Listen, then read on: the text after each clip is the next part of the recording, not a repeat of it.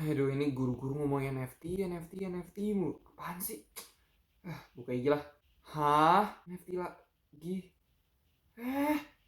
Tanya internet lah. It's tanya internet. Simpelnya, NFT itu adalah sebuah sertifikat bukti kalau sebuah benda atau aset milik lu dan elu doang. Buat lebih ngerti, kita pisahin NFT.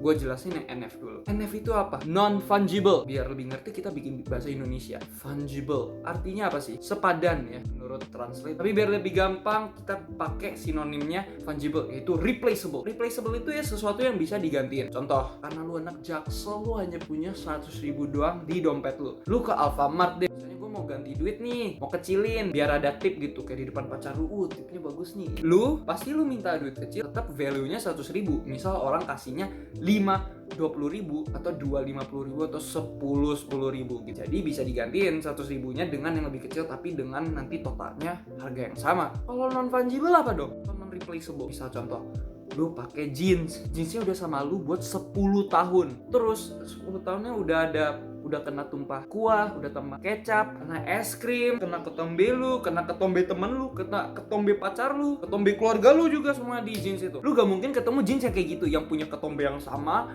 yang punya kuah yang sama yang ditumpahin, yang punya es krim di situ. Enggak. Makanya itu hanya punya lu doang, punya experience, punya emotion. Makanya itu jadi non fungible atau not replaceable. Nah, kita masuk ke T-nya, itu adalah token. Simpelnya, token itu adalah sertifikat yang ada di blockchain yang ngomong barang ini adalah milik Raymond gitu. Jadi kalau kita hubungin lagi seperti yang tadi gue bilang, NFT non-fungible token adalah hak milik sebuah benda atau aset yang tak tergantikan yang dipegang sama lu. Nah, contoh NFT itu apa? Lukisan yang paling relatable sekarang, yang lagu, ada game. Akhir-akhir ini banyak banget yang dibikin jadi NFT. Terus kayak gini pertanyaan, kenapa lukisan atau kenapa NFT gak bisa di screenshot aja? Kan sama gambarnya. Ngapain orang kayak bayar $1 juta buat satu gambar misal? Karena gini, lu kalau screenshot ya, terus lu upload, belum tentu lu dapet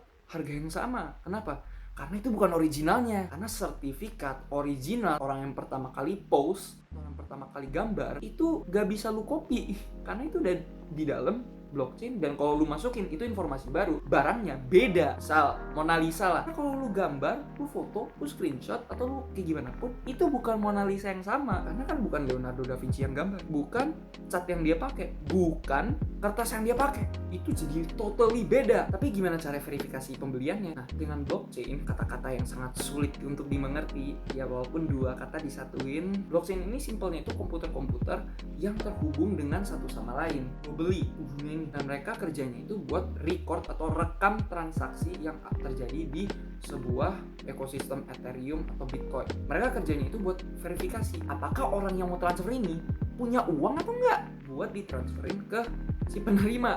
Kalau gak punya, dia bakal cancel.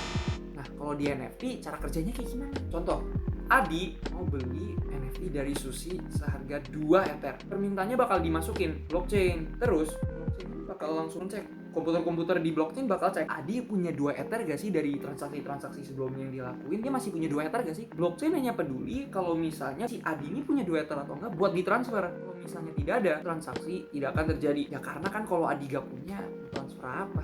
Tapi kalau misalnya ada, Adi punya 2 Ether buat ditransfer ke si Susi buat sertifikatnya, mereka bakal oke, transaksi ini valid, transferan Adi bakal langsung nyampe ke Susi, tokennya Susi bakal berpindah tangan ke Adi. Terus blockchain itu bakal update ke semua komputer, bakal tahu juga kalau pemilik token baru adalah Adi, bukan Susi lagi, dan Susi udah bertambah 2 Ether dalam dompetnya. Ya, congratulations, orang kaya emang Adi. Jadi ini transaksi ini spesialnya itu ada di mana? Sertifikatnya itu dilihat sama orang. Mereka tahu kalau Adi itu punya berapa sekarang, Susi punya tokennya sekarang, mereka juga tahu. Pas ditransfer, mereka juga bakal confirm, oh ya Adi punya 2, boleh transfer. Sekarang Susi sudah punya 2 Ether, oke, ditambah 2 Ether, semua komputer bakal tahu. Dan juga Adi adalah pemilik baru sertifikat atau token. Lalu kenapa NFT itu bisa mahal? Kenapa Gozali bisa mahal banget sih? Kenapa Bored Ape Yacht bisa mahal? Pertama, karena supply and demand. Nih, kan non-fungible ya. Non-fungible barangnya nggak bisa digantiin. Kalau hanya ada sedikit, bahkan satu, dengan demand yang banyak yang mau, barangnya dikit, harga makin naik dong. Basic ekonomi lah. Kalau misalnya yang jual itu udah punya nama atau orang punya pengaruh. Ya kayak contoh, gua screenshot foto the water gua yang gua minum kayak gini. Kalau misalnya gua taruh sekarang, mungkin bakal ada yang mau beli, mungkin banyak yang mau beli kalau misalnya gue jadi konglomerat satu hari, amin gue konglomerat, atau gue jadi artis, atau gue jadi penyanyi, atau gue jadi pemain film, itu bakal jadi worth it kalau orang beli, karena kan gue punya fans, gue punya pengaruh, orang bakal wah ini foto pertamanya gitu loh. Ya mikir aja kayak gini, misalnya yang suka K-pop kan ada idol kan pasti punya merch. Nah mikir aja kayak misalnya idol jual merch, orang influencer punya merch, orang bakal beli karena mereka suka sama ini, oh ini produknya mereka, kita mau support juga kayak gitu. Terus kalau yang beli itu orang influensial, kenapa? Kalau misalnya yang beli itu orang influensial, contoh Jimmy Fallon, Eminem, dan artis-artis lain yang membeli Bored Ape Yacht Club yang muka monyetnya, karena mereka influensial ya, kan mereka satu orang mempunyai pengaruh ke banyak orang. Pas mereka beli, semua orang itu bakal melihat sebuah value di barang yang mereka beli. Dengan ini kalau misalnya orang banyak yang beli terhadap barang yang sangat dikit, banyak orang yang demand, balik lagi ke supply and demand. Karena satu orang ini banyak yang mau beli, barangnya sedikit, jadi mahal gitu guys. Tapi jangan lupa kenapa NFT bisa punya harga, karena walaupun penjual lihat sebuah value yang ada di barang yang dia jual, belum tentu pembeli lihat yang sama juga. Kalau untuk transaksi ini bisa terjadi, harus pembeli dan penjual melihat value dalam barang yang dijual penjual. Makanya Gozali Everyday atau apa itu bisa harganya mahal karena ada orang melihat value di fotonya, dan dengan dia melihat value di fotonya, supply and demand, barangnya jadi harganya naik gitu. Nah itu semua penjelasan gue tentang NFT. Kalau misalnya salah, please komen, please benerin gue, karena gue mau tahu kalau misalnya ada yang bener, please kasih tau gue juga, karena mencari informasi ini walaupun banyak, yang jelasinnya gampang itu sangat sedikit, gak banyak maksud gue. And kalau misalnya lu pada interested in NFT, ada di gue belum bikin NFT. Thank you guys yang udah nonton. Kalau misalnya suka, jangan lupa like